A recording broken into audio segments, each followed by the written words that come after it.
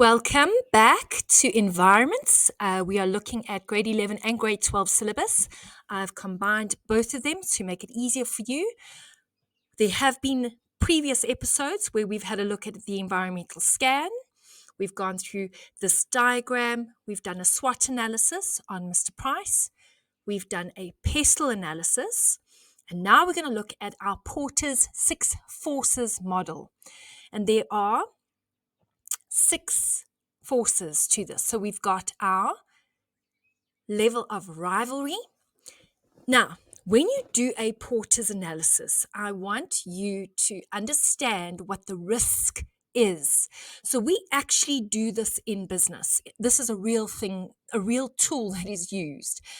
And basically, when we're looking at the level of rivalry, we're looking at our competitors and we're going to assess whether our competitors are seen as a risk. Is it a high risk, a medium risk, or a low risk?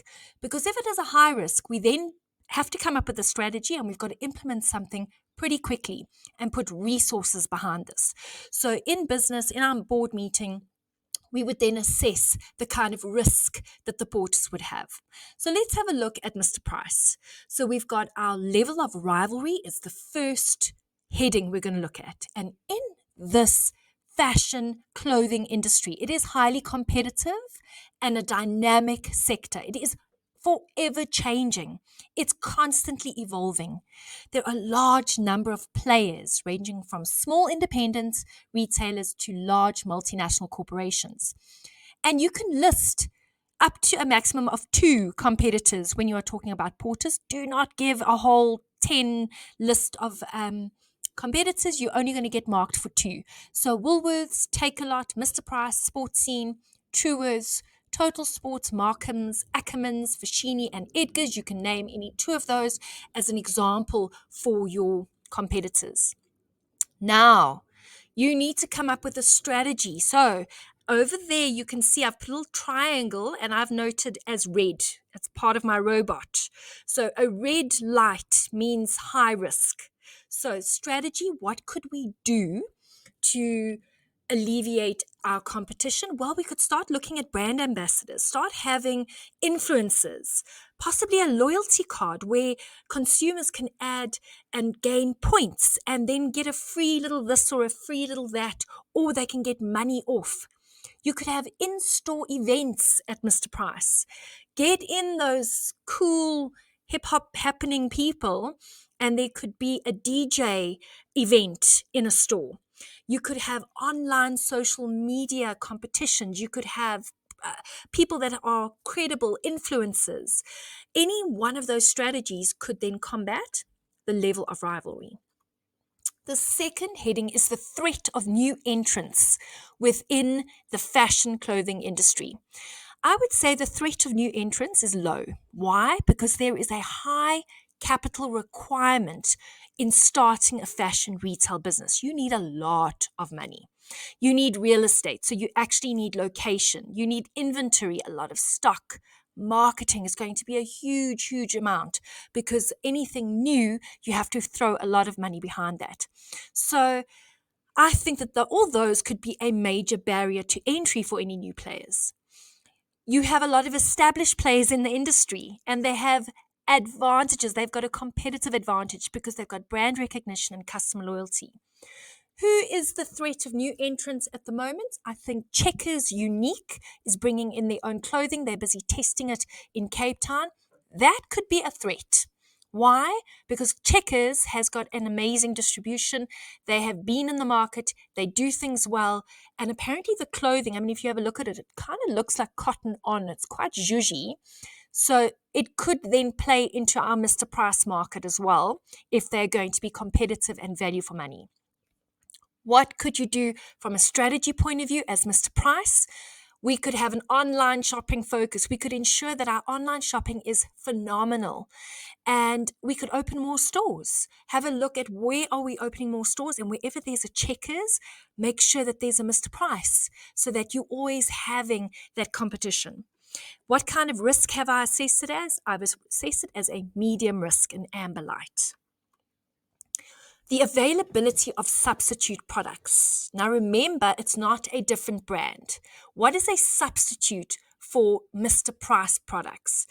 So at the moment, with regard to substitutes in the clothing, there isn't many things that you could have a look at, but you could look at fast fashion and vintage clothing as an availability of substitute. So it is still being clothing, as in you clothing yourselves, but it's a very different style that you're looking at.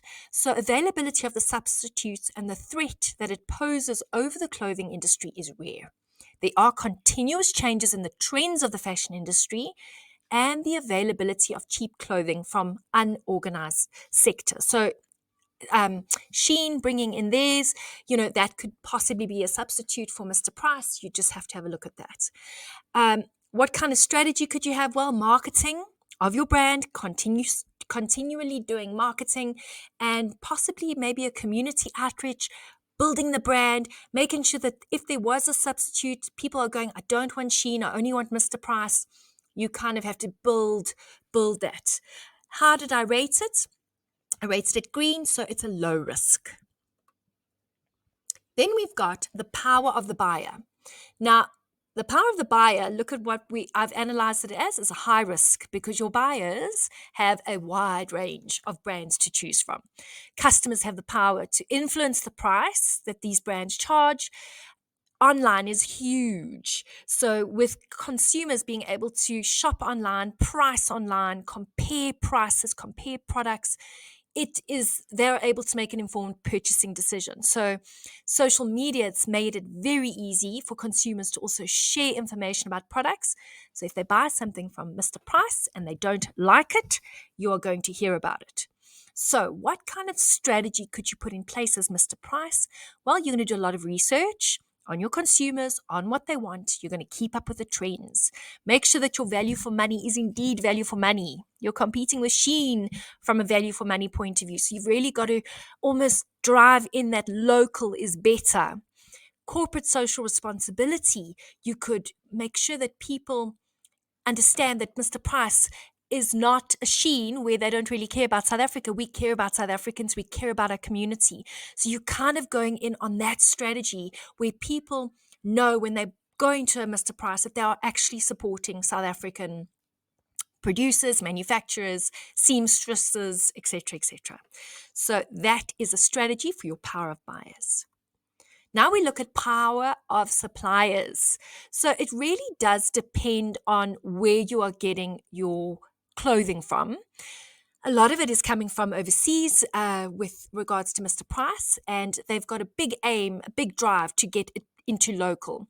The problem with local is, of course, our labor laws, and our labor is very expensive, and you can't just fire people. So that's why people go to China to try and buy cheaper there, because there's no laws for employees in China. That's why it's cheap. So the trend towards fast fashion has put pressure on suppliers to produce goods quickly and at lower prices, which has also reduced their bargaining power. So we do have a lot of suppliers kind of producing for Mr. Price. I would say the risk is medium risk. What is your strategy? Well, Mr. Price could do backward integration. What is backward integration? Where you buy out a supplier. So we go and buy a factory, a sewing factory, and we then produce our own product with our own people. So that's backward integration. We are buying the seamstress factory, the sewing machine companies that are busy making clothing. And of course, another strategy is to ensure that you've got amazing relationships with your suppliers and keep that going. The last one is the sixth one, which I didn't have on that first slide, is the power of complementary products. Now, complementary in fashion is your accessories. And the power of this, I would say, is pretty high. You need to accessorize. You don't just sell a t-shirt, you sell the t-shirt and the necklace. So Mr. Price would need to ensure that their models have accessories, that they've got the bags, the sunglasses, the caps, all of that would go with that t-shirt. So yes, the power of a complementary product, we've seen it as a medium to high risk, and you need to have a lot of displays of complementary products. What is your strategy? Mr. Price, keep up with the trends and have complementary products available. Make sure that you know what is hip hop and happening, and ensure that you've got that.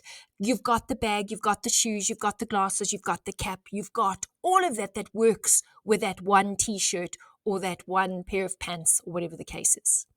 Okay, that is Porter's 6 forces model. And let's just quickly go over the headings. So we've got the level of rivalry, threat of new entrants, availability of substitute products. We've got power of buyers, power of suppliers, and the power of complementary products.